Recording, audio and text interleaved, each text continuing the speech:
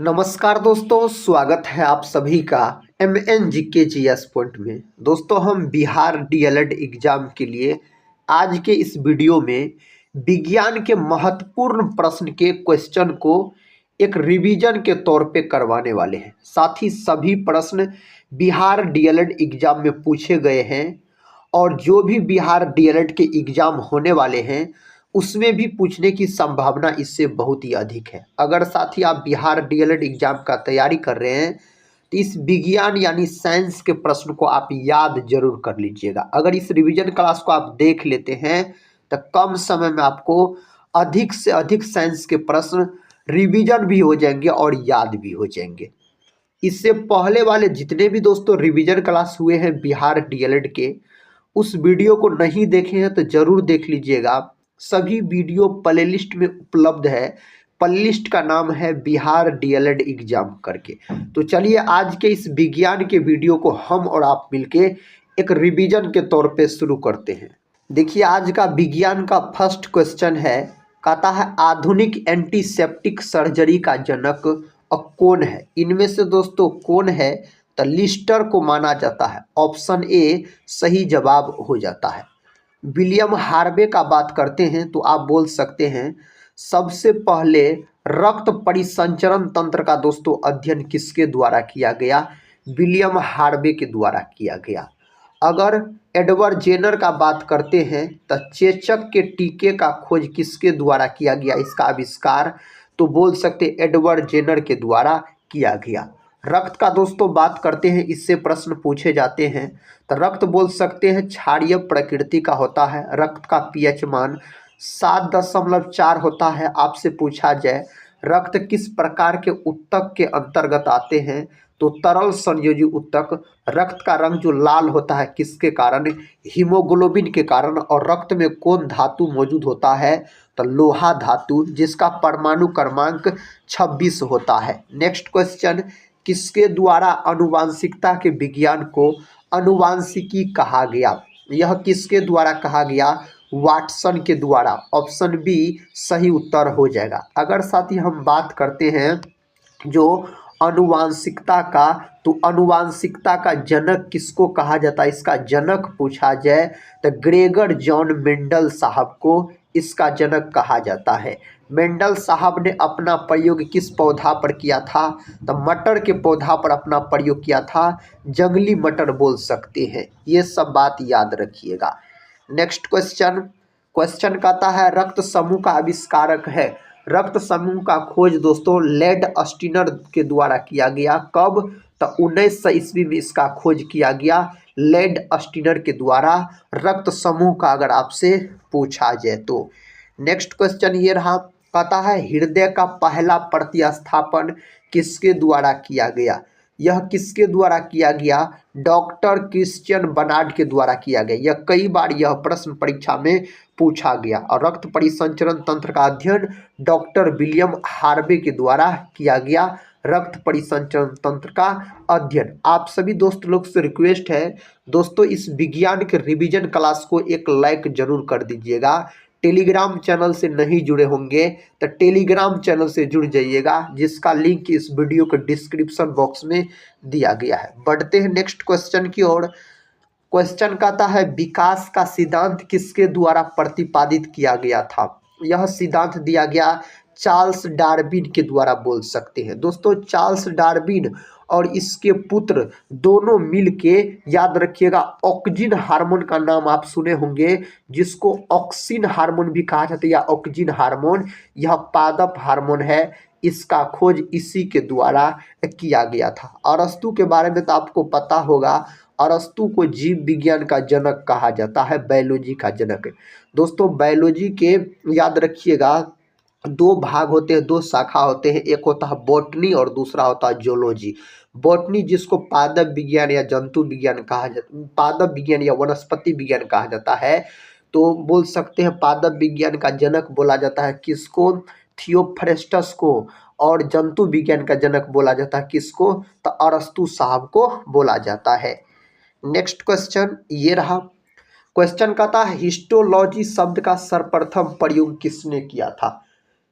इस चार ऑप्शन में से कौन सही उत्तर दिया गया है आपको पता है तो आप बता सकते हैं। इसका सही जवाब मेयर हो जाएगा। रॉबर्ट हुक का बात करते हैं तो रॉबर्ट हुक ने सबसे पहले दोस्तों कोशिका का खोज इसी के द्वारा किया गया, रॉबर्ट हुक के द्वारा। और बोल सकते हैं जो कोशिका का अध्ययन क्या कहलाता है तो आप याद रखिएगा साइटोलॉजी। क्या कहलाता है? साइटोलॉजी कोशिका का अध्ययन कहलाता है। हिस्टोलॉजी दोस्तों ऊतकों का अध्ययन कहलाता है। और रॉबर्ट हुक ने जो कोशिका का खोज किया था 1665 ईस्वी में किया था।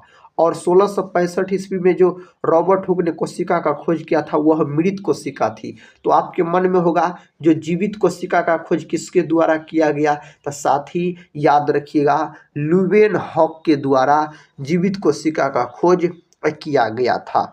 निम्नलिखित में कहता है कौन सा ऊतक घाव भरने में सहायक होता है?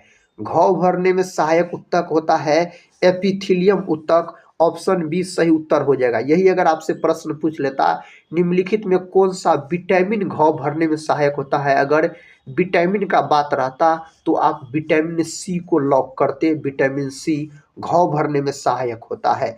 और संयोजी ऊतक जो है इसके अंतर्गत रक्त आता है। रक्त दोस्तों एक तरह का संयोजी ऊतक है। तंत्रिका तंत्र का बात करते हैं याद रखिएगा। साथ ही तो मानव शरीर का सबसे लंबी कोशिका पूछा जाए तो तंत्रिका तंत्र आप बोल सकते हैं। निम्न में कौन एक शरीर को गर्म रखने हेतु उत्तरदायी है? तो वसा में ऊतक ऑप्शन ए जो है यही सही जवाब हो जाता है। नेक्स्ट क्वेश्चन क्वेश्चन कहता है संवेदना का चालन शरीर के एक भाग से दूसरे भाग में किसके द्वारा होता है? तो यह होता है तंत्रिका ऊतक के द्वारा। ऑप्शन डी तंत्रिका ऊतक के द्वारा होता है।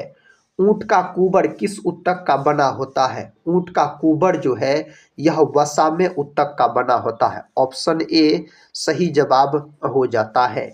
मास्ट कोशिकाएं पाई जाती है। मास्ट कोशिकाएं दोस्तों संयोजी ऊतक में पाई जाती है। कौन ऊतक में? संयोजी ऊतक में पाई जाती है। फेफड़ों को ढकने वाला आवरण कहलाता है। फेफड़ों को ढकने वाला आवरण पलूरा कहलाता है। ऑप्शन डी जो है यही सही जवाब हो जाता है। कहता किसी जीवित देह के भीतर कोशिका या ऊतक की मृत्यु को क्या कहा जाता है? इसको किस नाम से जाना जाता है? नेफ्रोसिस के नाम से इसको जाना जाता है। नेक्स्ट क्वेश्चन कहता कोशिका में पाए जाने वाला आनुवांशिक पदार्थ है। कोशिका में पाए जाने वाला आनुवांशिक पदार्थ डीएनए है। डीएनए का फुल फॉर्म क्या होता है? डीऑक्सी राइबोज न्यूक्लिक अम्ल होता है। और दोस्तों डीएनए का खोज किसके द्वारा किया गया था? आप बोल सकते हैं जो कोन्सबर्ग नामक वैज्ञानिक के द्वारा डीएनए का खोज किया गया। और डीएनए का दोस्तों डबल हेलिक्स मॉडल किसके द्वारा दिया गया? तो यह दिया गया वाटसन और क्रिक के द्वारा। किसके द्वारा? वाटसन एवं और बोल सकते हैं क्रिक के द्वारा दिया गया। आरएनए का बात करते हैं तो सबसे पहला खोजा गया अनुवांशिक पदार्थ आरएनए है। और आरएनए का फुल फॉर्म होता है राइबोज न्यूक्लिक अम्ल। प्रोटीन का बात करते हैं तो प्रोटीन अमीनो अम्ल के मिलने से बनता है। 20 वो अमीनो अम्ल मिलेगा तो एक प्रोटीन का निर्माण होगा। प्रोटीन का फैक्टरी पूछ लेगा आपसे तो राइबोसोम बोलिएगा। प्रोटीन की कमी कारण दूगो बीमारी भी होता है, क्वाशियरकोर और मरासमस। दोनों बीमारी अधिकतर बच्चों में देखने को मिलता है। ये सब दोस्तों प्रोटीन के बारे में याद रखें। प्रोटीन का खोज 1838 ईस्वी में बर्जिलियस नामक वैज्ञानिक के द्वारा किया गया था। प्रश्न नेक्स्ट है डीएनए का डबल हेलिक्स मॉडल किसने दिया? इसका उत्तर तो दोस्तों हम बता दिए हैं आपको, वाटसन और क्रिक आप बोलिएगा। ल्यूवेनहॉक का बात करते हैं तो इन्होंने जीवित कोशिका का खोज किया। जैसे बोल सकते हैं आरबीसी का खोज किसने किया? शुक्राणु का खोज किसने किया? तो आरबीसी और शुक्राणु का खोज इन्होंने ही किया, ल्यूवेनहॉक के द्वारा किया गया था। माता पिता के गुण उनकी संतानों में किसके द्वारा हस्तांतरित होते हैं? किसके द्वारा साथी? इस चार ऑप्शन में से आप क्या बोल सकते हैं? गुणसूत्र के द्वारा। मानव में गुणसूत्रों की संख्या पूछा जाए तो 46 या जोड़ा में पूछ लेगा तो 23 जोड़ा आप बोल सकते हैं। इसका सही उत्तर दीजिए। कहता किस कारण एक माता पिता के सभी संतान एक समान नहीं होते हैं? यह किस कारण? अनुवांशिक विभिन्नता के कारण और बोल सकते वातावरण की विभिन्नता। ऑप्शन सी दोस्तों अगर आप लगाते हैं तो सही उत्तर है, याद रखिएगा। सी यहाँ पर होगा। नेक्स्ट क्वेश्चन कहता लड़का पैदा होगा जब, जब बच्चा में दोस्तों आप बोल सकते हैं जो एक्स वाई गुणसूत्र होगा तब। अगर दोस्तों हम बात करते हैं लड़की का तो बच्चा में बोल सकते हैं एक्स एक्स गुणसूत्र मौजूद होगा उसके बाद। नेक्स्ट क्वेश्चन निम्नलिखित में कौन एक लिंग सहलगन रोग है? इसका सही जवाब ऑप्शन सी है, सही उत्तर हो जाएगा वनार्थता आप बोल सकते हैं, सही जवाब हो जाएगा। वनार्थता नामक बीमारी में बोल सकते हैं आप जो लाल और हरा रंग का पहचान रोगी नहीं कर पाता है। एक वनार्थ पुरुष एक सामान्य महिला से विवाह करता है, वनार्थता के लक्षण उत्पन्न होंगे, उसके बोल सकते हैं पुत्रियों के पुत्रों में। ऑप्शन बी जो है यही सही जवाब हो जाता है। प्रश्न कहता है जैव विकास को सर्वप्रथम किसने समझाया? जैव विकास को सर्वप्रथम लेमार्क के द्वारा समझाया गया। किसके द्वारा? लेमार्क के द्वारा बोल सकते हैं आप। नेक्स्ट क्वेश्चन देखिए, कहता उत्परिवर्तन का सिद्धांत का प्रतिपादन किया गया था। उत्परिवर्तन का सिद्धांत दोस्तों ह्यूगो डिवरीज के द्वारा दिया गया था। तो डिवरीज साहब आप लॉक कर लीजिए। मलेरिया परजीवी तथा अमीबा को किस श्रेणी में रखा जाता है? इसको रखा जाता प्रोटोजोआ के अंतर्गत। एनिलिडा के अंतर्गत आप बोल सकते हैं जैसे रखा जाता है किसको? केचुआ को रखा जाता है जिसे किसानों का मित्र कहा जाता है। और दोस्तों नेरिस को रखा जाता है, नेरिस बोल सकते हैं, जोक बोल सकते हैं, इसी के अंतर्गत रखा जाता है। चप्पल की आकृति का जंतु है, चप्पल की आकृति का जंतु दोस्तों पैरामीशियम होता है। पैरामीशियम बोल सकते हैं एक कोशिकीय जीव होता है। क्या होता है? यह एक कोशिकीय जीव होता है पैरामीशियम। नेक्स्ट क्वेश्चन, काला आजार उत्पन्न करने वाला प्रोटोजोआ है, उस प्रोटोजोआ का नाम क्या है? उसका नाम है लिस्मेनिया। ऑप्शन डी लिस्मेनिया सही जवाब हो जाता है। कीटों में कितनी जोड़ी टांगे होती है? कीटों में टांगों की संख्या 3 जोड़ी यानी 6 बोल सकते हैं टांगों की संख्या होती है। मच्छर में लाल खून का उभार कथा उभार आना किस पर पोषण के कारण है? दोस्तों इसका सही जवाब स्तनधारी विकल्प सी आप लॉक कर सकते हैं। बिच्छू का विष कहाँ पर होता है? बिच्छू का जो विष होता है यह डंक में होता है। कहाँ पर होता है? डंक में होता है बिच्छू का विष। निंद्रा रोग फैलाती है, निंद्रा रोग दोस्तों सीसी मक्खी के द्वारा फैलाया जाता है, तो सीसी मक्खी बोल सकते हैं। तारा मछली निम्नलिखित में से किस संघ का प्राणी है? तारा मछली का बात किया जाए इकाइनोडर्मेटा संघ का प्राणी हो जाता है। साथ ही अगर हम बात करते हैं आर्थ्रोपोडा का तो यह जंतु जगत का सबसे बड़ा समूह हो जाता है आर्थ्रोपोडा। मोलस्का जो है यह जंतु जगत का दूसरा सबसे बड़ा समूह हो जाता है। यही आपसे पूछ लेता पादप जगत का सबसे बड़ा समूह बताइए तो बोलिएगा थाइलोफाइटा। थाइलोफाइटा पादप जगत का सबसे बड़ा समूह होता है।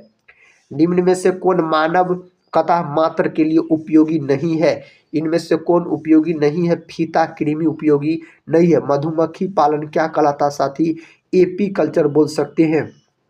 एपी कल्चर कहलाता है मधुमक्खी पालन अगर पूछा जाए तो। रेशम पालन बोल सकते हैं सेरी कल्चर कहलाता है। क्या कहलाता है? सेरी कल्चर कहलाता है, याद रख सकते हैं आप। नेक्स्ट क्वेश्चन, क्वेश्चन कहता है जेली फिश के नाम से जाना जाता है। जेली फिश के नाम से इनमें से किसको जाना जाता है? ओरेलिया को जाना जाता है। कई बार यह प्रश्न पूछा गया है। नेक्स्ट क्वेश्चन है मेढक का लार्वा क्या कहलाता है? मेढक का लार्वा टेडपोल कहलाता है। मेढक जो होता है ना आप बोल सकते हैं यह जंतु जगत का उभयचर होता है। उभयचर किसको कहा जाता है? जो जीव जल और स्थल दोनों जगह निवास करेगा उसको आप उभयचर बोल सकते हैं। तो पादप जगत का उभयचर पूछा जाए तो ब्रायोफाइटा आप बोलिएगा। नेक्स्ट क्वेश्चन देखिए, शीतरक्तीय प्राणी है दोस्तों। शीतरक्तीय प्राणी कौन है? मछली है, छिपकली है, मेढक है। इनमें से सभी आप बोल सकते हैं है। अगला प्रश्न देखिए, विषैली छिपकली है। विषैली छिपकली दोस्तों हीलोडर्मा। ऑप्शन सी सही जवाब हो जाता है। नेक्स्ट क्वेश्चन, समुद्री सर्प को कहा जाता है। समुद्री सर्प को डेविल फिश के नाम से जाना जाता है। डेविल फिश के नाम से। सर्प में मध्य कर्ण नहीं होता, वे ध्वनि ग्रहण करते हैं। वे ध्वनि ग्रहण करते हैं त्वचा के द्वारा, किसके द्वारा? त्वचा के द्वारा दोस्तों बोलिएगा। मेढक में फर्टिलाइजेशन की प्रक्रिया या प्रकृति होती है दोस्तों मेढक में और याद रखिएगा मछली में, ये दोनों में जो निषेचन होता है याद रखिएगा फर्टिलाइजेशन होता है यह बाह्य होता है, याद रखिएगा बाहरी होता है। ऑप्शन ए जो है सही जवाब है। अधिकांश कीट शोषण कैसे करते हैं? अधिकांश कीट जो है अधिकांश कीट दोस्तों वातक तंत्र से शोषण करने का काम करता है। इसका सही उत्तर दीजिए। तालाबों और कुओं में निम्नलिखित में से किस एक को छोड़ने से मच्छरों को नियंत्रित करने में मदद मिलती है? गेम्बूसिया देखिए कहाँ दिया गया है, विकल्प सी में दिया गया। इस प्रकार के प्रश्न पूछे जाते हैं, याद रख लीजिए। निम्नलिखित में से किस एक सर्प का भोज्य मुख्य रूप से अन्य सर्प है? तो दोस्तों इस चार ऑप्शन में से ऑप्शन बी बोल सकते हैं नागराज। क्या हो जाएगा? नागराज सही जवाब है। भारतीय वन्य जीवन के संदर्भ में उड्डयन कतः वल्गुल निम्नलिखित में से क्या है? इसका सही जवाब चमगादड़ बोल सकते हैं। क्या बोल सकते हैं? चमगादड़। निम्नलिखित में से किसमें रक्त नहीं होता किंतु शोषण करता है? याद रखिएगा ऑप्शन सी। इस चार ऑप्शन में से दोस्तों ऑप्शन सी हाइड्रा सही उत्तर हो जाएगा। हाइड्रा याद रखिएगा। शोषण की क्रिया संपन्न होती है। शोषण की क्रिया दोस्तों माइटोकॉन्ड्रिया में, और माइटोकॉन्ड्रिया को बोल सकते हैं कोशिका का पावर हाउस कहा जाता है। क्या कहा जाता है? कोशिका का पावर हाउस कहा जाता है माइटोकॉन्ड्रिया को। और बात करते हैं लाइसोसोम का, तो लाइसोसोम को आत्महत्या का थैला कहा जाता है। राइबोसोम का बात करते हैं तो इसे प्रोटीन का फैक्ट्री कहा जाता है। क्या कहा जाता है? प्रोटीन का फैक्ट्री कहा जाता है, याद रखिएगा। हरित लवक का बात करते हैं तो पादप का दोस्तों रसोई घर कहा जाता है हरित लवक को। हमारी छोड़ी हुई सांस की हवा में CO2 की मात्रा लगभग कितनी होती है? इसका सही जवाब 4%। CO2 का बात करते हैं याद रखिएगा तो वायुमंडल में 0.03% इसकी मात्रा होती है। इसे आग बुझाने वाली गैस भी कहा जाता है। किसको? तो CO2 को मेरे दोस्त आग बुझाने वाली गैस भी कहा जाता है। क्रेब्स चक्र में किसका संश्लेषण होता है? क्रेब्स चक्र में पायरुविक अम्ल का संश्लेषण होता है। Option A. अगर बात करते हैं लैक्टिक अम्ल का, लैक्टिक अम्ल का सूत्र भी पूछा जा सकता है C3H6O3 बोलिएगा। और याद रखिएगा लैक्टिक अम्ल मेरे साथी दूध और किसमें बोल सकते हैं? दूध और दही में कौन अम्ल पाया जाता है? तो लैक्टिक अम्ल पाया जाता है। नेक्स्ट क्वेश्चन, अनॉक्सिशोसन का अंतिम उत्पाद होता है। दोस्तों सही जवाब लैक्टिक अम्ल बोल सकते हैं। ऑप्शन डी को आप लॉक कर दीजिए। इसका सही जवाब दीजिए। मनुष्य के शरीर में मुख्य नाइट्रोजनीय अवशिष्ट कौन सा होता है? सही जवाब क्या हो जाएगा? यूरिया हो जाएगा। ऑप्शन ए सही उत्तर हो जाएगा यूरिया। रक्त की अशुद्धियां किस अंग में जाकर छनती है? रक्त की दोस्तों अशुद्धियां जो है यह बोल सकते हैं आप वृक्कों में यानी किडनी में जाकर छनती है। ऑप्शन डी को लॉक कर दीजिए। अगला प्रश्न है, मानव मूत्र का पीला रंग किसके कारण होता है? यूरोक्रोम के कारण मानव मूत्र का याद रखिएगा पीला रंग होता है। ऑप्शन ए सही उत्तर हो जाएगा। तो दोस्तों आज के इस वीडियो में हम आपको विज्ञान यानी साइंस के मोस्ट इम्पोर्टेंट 50 क्वेश्चन को डिस्कस करवाए बिहार डीएलएड एग्जाम के लिए। साथ ही अगर इस रिवीजन क्लास को पूरा देखे हैं तो कमेंट बॉक्स में जरूर बताइएगा 50 के अंतर्गत आपका स्कोर क्या रहा। इससे क्या होगा तो आपके एग्जाम का तैयारी का पता चलेगा। चैनल पे पहली बार विजिट कर रहे होंगे तो चैनल को सब्सक्राइब कर बेल आइकन को प्रेस जरूर कर लीजिएगा। दोस्तों इस चैनल से आपके एग्जाम में जरूर मदद मिलेंगे। तो हम मिलते हैं नेक्स्ट वाले रिवीजन क्लास के साथ। तब तक आप लोग दोस्तों अपने एग्जाम की तैयारी करते रहिए। जय हिंद, जय भारत।